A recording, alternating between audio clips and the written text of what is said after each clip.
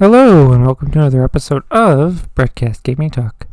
Continuing my way through as many Resident Evil games that I could snag for cheap on sale, I'm going to be talking about another Resident Evil game, which is the second of the remakes to come out, and that is Resident Evil 3. Now, I want to say that this discussion is coming from the point of view of me, a person who has not played the original Resident Evil 3, so I may have a different opinion from someone who has played the original game and the remake.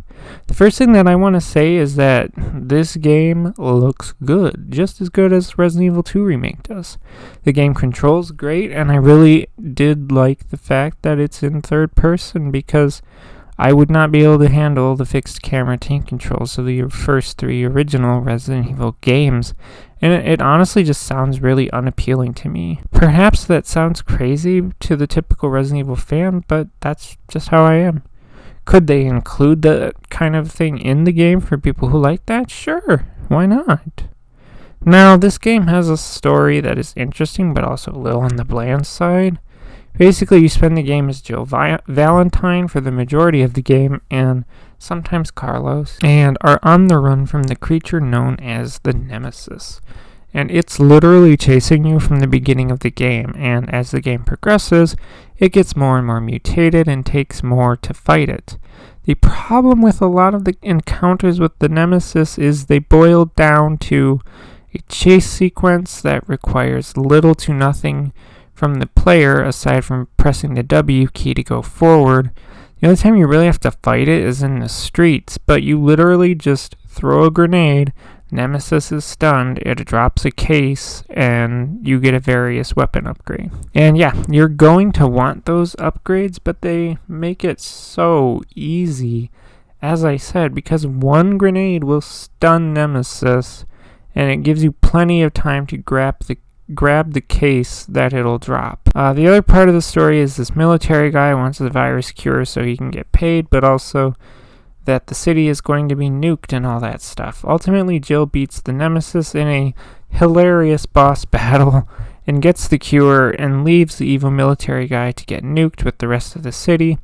Like, it's an interesting story that I'm telling poorly because you should play the game for yourself, but it's also just kind of bland because writing is hard in a Resident Evil game. The game is also, it doesn't have much horror or scary atmosphere. Not as much as Resident Evil 2 Remake had, and way less than Resident Evil 7 did. The game has a good amount of action, and I don't mind it, but it's supposed to have some horror atmosphere to it, and I could tell from the start because Jill was not only equipped with a simple handgun, but also an assault rifle, from the beginning. Something I do like is that they made the basic zombies a little less spongy, like how they are in the Resident Evil 2 remake. But it still takes quite a few shots to take them down. There are still weapon upgrades to be found, but something I found interesting as I kept playing is there would be moments where all my guns had more than enough ammo, that I'd store leftover ammo in my storage box as not to take up vital inventory space. Now, inventory is something that I was constantly struggling with, and it's mostly because a lot of the weapons I have take up 2 slots, and the ammo takes up 1 slot except if it's the grenade launcher. That's because the grenade launcher has 4 ammo types or something.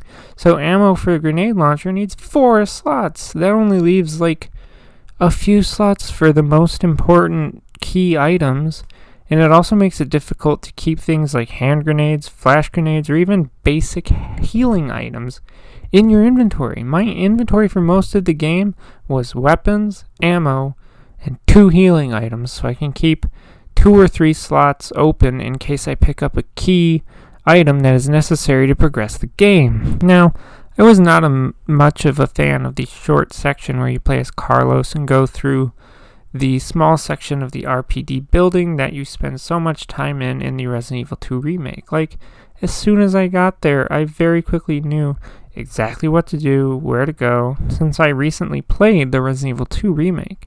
It just felt really lazy reuse of assets from the previous remake.